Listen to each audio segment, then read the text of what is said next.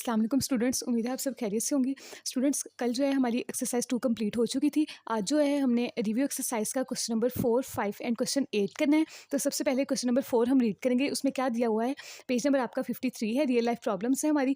How many months will be there in 3/4 of a year. अब उन्होंने पूछ लिया है कितने मंथ्स होंगे 3/4 ऑफ अ ईयर में।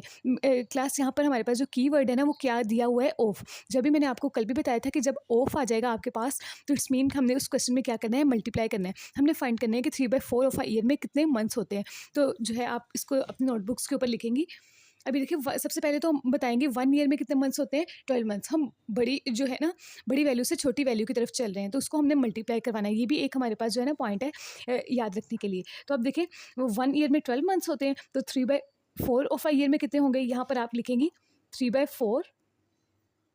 इसको मल्टीप्लाई आपने करवाना है 12 के साथ। तो बेटा यहाँ पर सबसे पहले आप इस तरह से वैल्यू लिख देंगी, 3 × 12 डिवाइडेड बाई 4। कटिंग हो रही है इसकी, 4 1 टाइम 4, 4 3 टाइम्स 12। तो यहाँ पर आ जाएगा 3 × 3, 3 टाइम्स 9। हमने यही फाइंड करना था कि 3/4 ऑफ अ ईयर में कितने मंथ्स होते हैं, तो यहाँ पर आ जाएगा 9 मंथ्स। इसकी एंडिंग लाइन भी हमारे पास आएगी। So 3/4 so there are 9 months in 3/4 of a year. यहाँ पे हम एंडिंग लाइन लिख लेंगे। बेटा यहाँ पर हमारा जो है क्वेश्चन नंबर 5 है, ऐड द प्रोडक्ट। इसकी स्टेटमेंट को गौर करिए, उस पर गौर करिएगा। Add the product of 4/5 and 6। 4/5 and 6 का product to the question 4/45 divided by 4/5। बेटा इसका क्वेश्चन तो आपने फाइंड करना है और इसका प्रोडक्ट फाइंड करना है। देन उन दोनों का जो आंसर होगा उसको आपने क्या कर देना है, ऐड। उन्होंने यही बोला है कि ऐड द प्रोडक्ट ऑफ, इन दोनों के प्रोडक्ट को और इनके क्वेश्चन को ऐड करें। तो सबसे पहले हम क्वेश्चन में जो है इनका प्रोडक्ट फाइंड करेंगे, 4/5 एंड 6 का। तो आपने क्वेश्चन ये यहाँ पर लिखना है, firstly we find product of 4/5 and 6। यहाँ पर सबसे पहले इक्वल का साइन लगा के आप वैल्यू लिखेंगे, 4/5 मल्टीप्लाई बाय 6। प्रोडक्ट का मतलब क्या होता है, हमने मल्टीप्लाई करवाना है। यहाँ पर आप स्टेटमेंट ये लाइन लॉन्ग लिखेंगी, 4 × 6। यहाँ पे कटिंग नहीं हो रही तो हम इसको सिंपली मल्टीप्लाई करवा देंगे, 4 6 टाइम्स 24 डिवाइडेड बाय 5। हमने इन दोनों का प्रोडक्ट फाइंड कर लिया। अभी उसके बाद हमने फाइंड करना है, क्वेश्चन फाइंड करना है इन दोनों का। अब बेटा यहाँ पर देखें, सबसे पहले हमारे पास इन दोनों के दरमियान सिंबल कौन सा आ जाएगा, डिवीजन का। 445 डिवाइडेड बाय 4/5। जब भी हम डिवाइड को चेंज करते हैं मल्टीप्लाई में, तो हमारे पास जो राइट साइड वाली वैल्यू है वो भी चेंज हो जाती है। डिवाइड को मल्टीप्लाई में चेंज किया, 5 ऊपर चला जाएगा और 4 नीचे। कटिंग आपने इस स्टेप में नहीं करनी, कटिंग जो है वो हम नेक्स्ट स्टेप में करेंगे। यहाँ पर आ जाएगा 45 मल्टीप्लाई बाय 4 और ऊपर 4 मल्टीप्लाई बाय 5। अब ये 4 1 times 4, 4 1 times 4, 5 1 time 5 and 5 9 times 45। अब बेटा यहाँ पर देखें कि हमारे पास क्या वैल्यू आ रही है, 1 1 टाइम्स, यहाँ पर आ जाएगा 1 multiply by 1 divided by 9 multiply by 1। तो यहाँ पर 1 1 टाइम्स 1, 9 1 टाइम्स 9।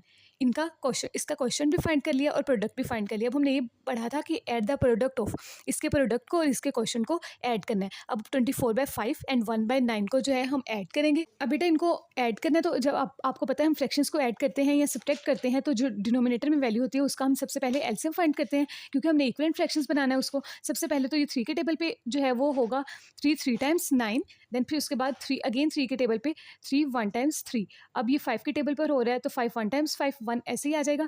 अब यहाँ पे देखें एलसीएम के लिए हमारे पास प्राइम फैक्टर्स जो हैं वो 3 3 एंड 5।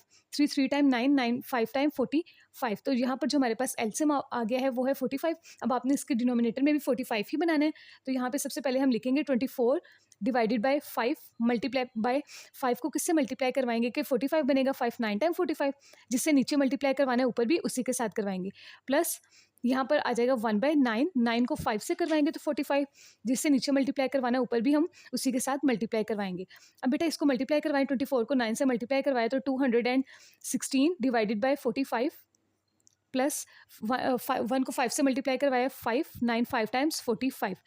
ये हमारे पास इक्विवेलेंट फ्रैक्शंस बन गई हैं।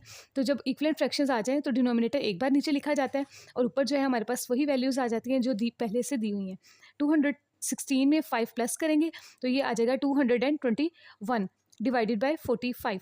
अब बेटा ये देखिए 221 जो है वो हमारे पास ये दोनों एक टेबल में नहीं आ रही, इनकी कटिंग नहीं हो रही, लेकिन ये आंसर नहीं है। क्यों ये आंसर नहीं है, क्योंकि ये हमारे पास जो है वो इम्प्रॉपर फ्रैक्शन है। इसको यहाँ पर आप डिवाइड करवाएंगे, 221 एंड डिवाइडेड बाय 45।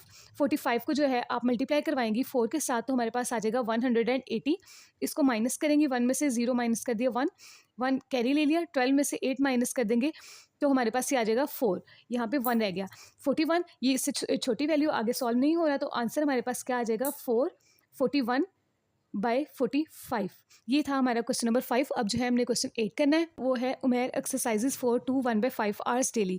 डेली मतलब कि वो हर रोज़ एक एक दिन में जो है ना वो एक्सरसाइज कर रहा है 2 1/5 आवर्स, इतने घंटे डेली एक्सरसाइज करता है। How many hours will he exercise in 30 days, तो 30 दिन के लिए जो है ना वो कितनी एक्सरसाइज करेगा। अब यहाँ पर जो है हमारे पास कीवर्ड क्या है, डेली। ये डेली मीन्स एक दिन के बारे में उन्होंने बता दिया कि एक दिन में वो इतनी एक्सरसाइज कर रहा है, तो 30 डेज़ के लिए कितनी करेगा। तो यहाँ से हमें पता चल गया इस क्वेश्चन में हमने क्या करवाना है, मल्टीप्लाई करवाना है। इसकी स्टेटमेंट पे गौर करें, क्या बनेगी, Umair exercises in 1 day, and जो सेकंड स्टेटमेंट होगी ही एक्सरसाइजेज इन 30 डे, ही एक्सरसाइज।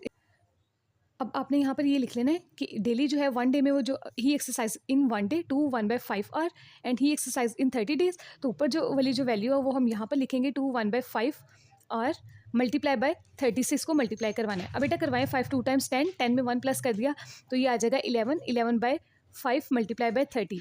अब इस स्टेप में आपने इसकी कटिंग नहीं करनी, नेक्स्ट स्टेप में इसकी ये वैल्यू लिखेंगे हम यहाँ पे 11 मल्टीप्लाई बाय 30 डिवाइडेड बाय 5, तो 5 1 टाइम 5, 5 6 टाइम 30, तो यहाँ पर आ जाएगा 11 मल्टीप्लाई बाय 6, 11 6 टाइम्स 66 आवर्स, मतलब कि 30 डेज़ में वो कितने घंटे जो है वो एक्सरसाइज कर रहा है, 66 आवर। इसकी एंडिंग लाइन आ जाएगी so he exercise in 30 days are 66 hours. इसकी एंडिंग लाइन यहाँ पर आपने लिख देनी है, so he exercise 66 hours in 30 days. आज जो हमने क्वेश्चन किए हैं वो है 4 5 एंड 8। उम्मीद है आपको समझ आ गई होगी। ओके स्टूडेंट्स, अल्लाह हाफिज़।